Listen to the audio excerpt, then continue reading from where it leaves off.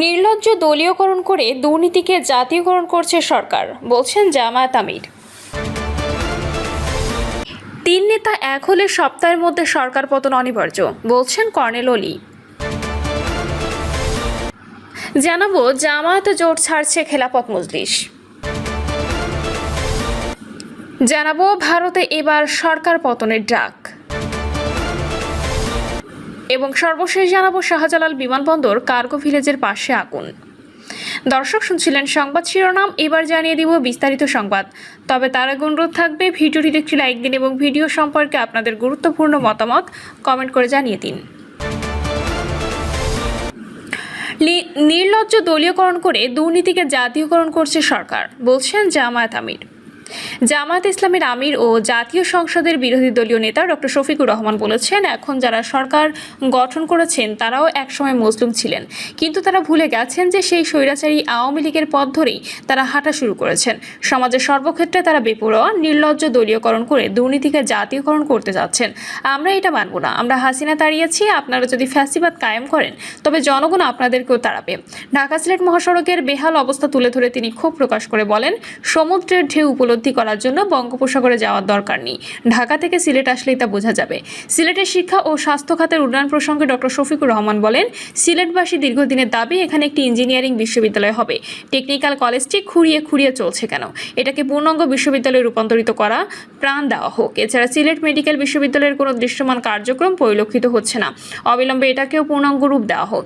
বর্তমান প্রশাসনের সদিচ্ছা নিয়ে প্রশ্ন তুলে তিনি বলেন, সিলেটবাসীর আরও অনেক দাবি রয়েছে।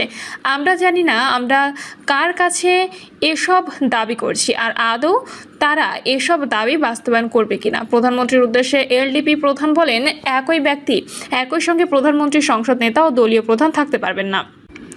এই প্রস্তাব 11 দলীয় ঐক্যজোটের পক্ষ থেকে দেওয়া হয়েছিল, কিন্তু তা গ্রহণ করা হয়নি। আপনি বিএনপির একক প্রধানমন্ত্রী না হয়ে গোটা দেশের মানুষের প্রধানমন্ত্রী হন। জনগণের দাবি না মানলে আন্দোলন করা হুঁশিয়ারি দিয়ে তিনি আরও বলেন, জনগণের আশা আকাঙ্ক্ষার প্রতিফলন না ঘটলে ভবিষ্যতে এক দফা এক দাবি, এই সরকার কবে যাবে কর্মসূচি ছাড়া আর কোনো পথ খোলা থাকবে না। ঢাকায় গ্যাস সংকট এবং জ্বালানি বিদ্যুৎ ও সিলিন্ডারের মূল্যবৃদ্ধির প্রসঙ্গ তুলে ধরে নাহিদ ইসলাম বলেন, সাম্প্রতিক বাজেটের মাধ্যমে মধ্যবিত্তের উপর করের বোঝা চাপানো হয়েছে। তিনি দাবি করেন, সরকার সংস্কার না করায় অর্থনৈতিক সংকট উত্তরণে প্রয়োজনীয় আন্তর্জাতিক সহযোগিতা পাওয়া যাচ্ছে না। সরকারের উদ্দেশ্যে ক্ষোভ প্রকাশ করে মামুনুল হক বলেন, যেই জুলাই বিপ্লবের উপর ভিত্তি করে আপনারা ক্ষমতায় মসনদে বসেছেন, সে বিপ্লবের সঙ্গেই গাদ্দারি করছেন। এখনো বলছি, গণভোটের গণরায় মেনে নিন এবং জুলাই সনদ অক্ষরে অক্ষরে বাস্তবায়ন করুন। জনগণ ভোটে যেভাবে ম্যান্ডেট দিয়েছে সে অনুযায়ী সংবিধান সংস্কার পরিষদ গঠন করুন, অন্যথায় রাজপথে আপনাদেরকে আমরা মোকাবেলা করব। গণভোটে জনগণের রায়ের সঙ্গে বিশ্বাসঘাতকতা করলে এর পরিণতি কেমন হতে পারে সেই ইতিহাস স্মরণ করিয়ে দিয়ে তিনি বলেন, 1970 সালে জাতীয় নির্বাচনের গণরায়ের সঙ্গে বিশ্বাসঘাতকতা করেছিল পশ্চিম পাকিস্তানিরা।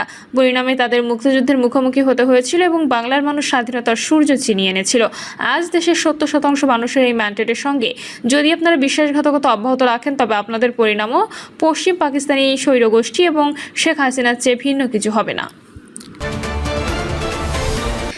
তিন নেতা এক হলে সপ্তাহের মধ্যে সরকার পতন অনিবার্য, বলছেন কর্নেল অলি। জামায়াত ইসলামীর আমির ডক্টর শফিকুর রহমান, জাতীয় নাগরিক পার্টির নেতা নাহিদ ইসলাম এবং শাইকুল হাদিস আলামা মামুনুল হক, এই তিন নেতা এক হলে এক সপ্তাহের মধ্যে সরকারের পতন অনিবার্য হয়ে উঠবে বলে মন্তব্য করেছেন লিবারেল ডেমোক্রেটিক পার্টির সভাপতি কর্নেল অলি আহমেদ বিক্রম। তিনি বলেন, তখন সরকার পালানোর কোনো পথ পাবে না। জুলাই গণহত্যার বিচার, সংবিধান সংস্কার এবং গণভোটের রায় বাস্তবায়নের দাবিতে সিলেট বিভাগীয় সমাবেশে 11 দলীয় ঐক্যজোটের সমাবেশে সভাপতির বক্তব্যে তিনি এসব কথা বলেন। আজ দুপুরে সিলেট নগরীর সরকারি আলিয়া মাদ্রাসা মাঠে সমাবেশ অনুষ্ঠিত হয়। কর্নেল অলি বলেন, এই তিন নেতা একজোট হলে তারা যে কোনো সময় ঢাকার 20 থেকে 30 লাখ মানুষের সমাবেশ ঘটাতে সক্ষম হবেন। টঙ্গী, যাত্রাবাড়ি ও মিরপুরের সড়ক একযোগে অবরোধ করে দিতে পারবেন। তখন আপনি কোন দিকে থাকবেন? আপনাকে এটা বুঝতে হবে। অন্যদের দ্বারা প্রভাবিত না হয়ে দেশের মানুষের কথা চিন্তা করুন। বর্তমান সরকারের নানা ব্যর্থতা ও অনিয়মে কঠোর সমালোচনা করে অলি আহমেদ বলেন, বর্তমান সরকারের আমলে দুর্নীতি ও চাঁদাবাজি বন্ধ হয়নি, আইন শৃঙ্খলা পরিস্থিতির চরম অবনতি হয়েছে। নিত্যপণ্যের পণ্যের মূল্য সাধারণ মানুষের নাগালের বাইরে চলে গেছে। আপনার দলের লোকেরা উল্টো দুর্নীতিবাজ ব্যবসায়ীদের প্রতিষ্ঠানগুলো পাহারা দিচ্ছে। প্রধানমন্ত্রীর উদ্দেশ্যে এলডিপি প্রধান বলেন, একই ব্যক্তি একই সঙ্গে প্রধানমন্ত্রীর সংসদ নেতা ও দলীয় প্রধান থাকতে পারবেন না। এই প্রস্তাব 11 দলীয় ঐক্যজোটের পক্ষ থেকে দেওয়া হয়েছিল, কিন্তু তা গ্রহণ করা হয়নি। আপনি বিএনপির একক প্রধানমন্ত্রী না হয়ে গোটা দেশের মানুষের প্রধানমন্ত্রী হন। জনগণের দাবি না মানলে আন্দোলনের কড়া হুঁশিয়ারি দিয়ে তিনি কর্নেল ওলি বলেন, জনগণের আশা আকাঙ্ক্ষার প্রতিফলন না ঘটলে ভবিষ্যতে এক দফা এক দাবি এই সরকার কবে যাবে কর্মসূচি ছাড়া আর কোনো পথ খোলা থাকবে না।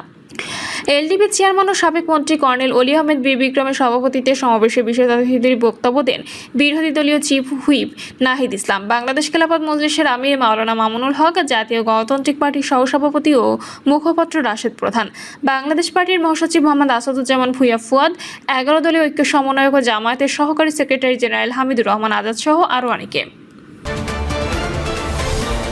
জামায়াত জোট ছাড়ছে খেলাফত মজলিস। জামাত ইসলামী নেতৃত্বাধীন 11 দলীয় ঐক্য কর্মসূচি যোগ না দেওয়ার সিদ্ধান্ত নিয়েছে খেলাফত মজলিস। তবে দলটি আনুষ্ঠানিকভাবে জোট ছাড়ার ঘোষণা না দিলেও এই সিদ্ধান্তের ফলে কার্যত জামাতের সঙ্গে থাকছে না দলটি।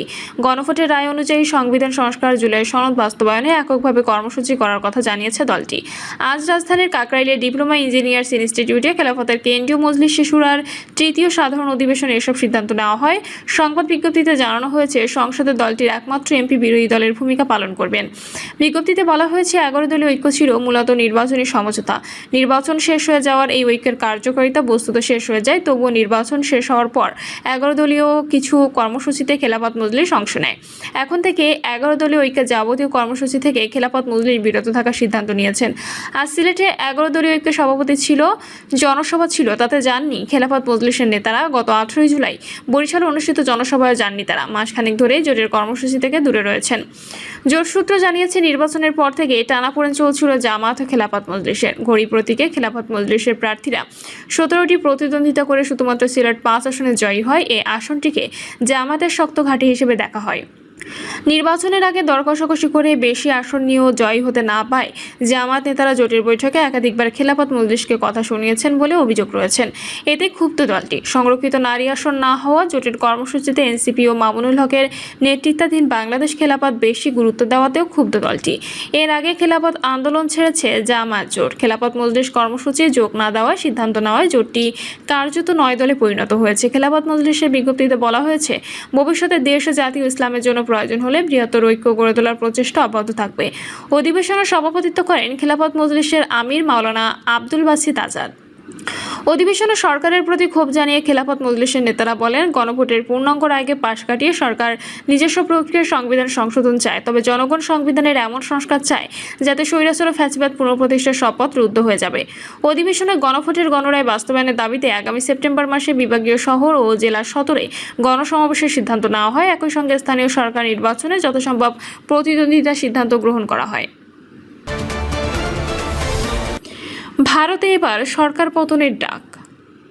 ভারতের বর্তমান সরকারকে অপসারণের সময় এসে গেছে বলে মন্তব্য করেছেন লোকসভার বিরোধী দলনেতা রাহুল গান্ধী। শিক্ষামন্ত্রী ধর্মেন্দ্র প্রধানের পদত্যাগের পরেই তিনি এ মন্তব্য করেন। সরকারি পরীক্ষার প্রশ্নপত্র ফাঁস ও অনিয়মের অভিযোগে দেশজুড়ে চলা ব্যাপক ছাত্র আন্দোলনের জেরে শনিবার ধর্মেন্দ্র প্রধান পদত্যাগ করেন। শনিবার সকালে নয়াদিল্লিতে নিজের 10 জনপথের বাসভবনে আন্দোলনরত একজন শিক্ষার্থীর সঙ্গে দেখা করেন রাহুল গান্ধী। এরপর সামাজিক যোগাযোগ মাধ্যম এক্সে এক পোস্টে তিনি গণতন্ত্র, সংবিধান ও নিজেদের ভবিষ্যতে রক্ষায় রাজপথে নেমে আসা দেশের সব শিক্ষার্থীকে অভিনন্দন জানান। তিনি বলেন, ধর্মেন্দ্র প্রধানের পদত্যাগ আমাদের শিক্ষা ব্যবস্থাকে পুনর্গঠনের পথে একটি বিশাল পদক্ষেপ।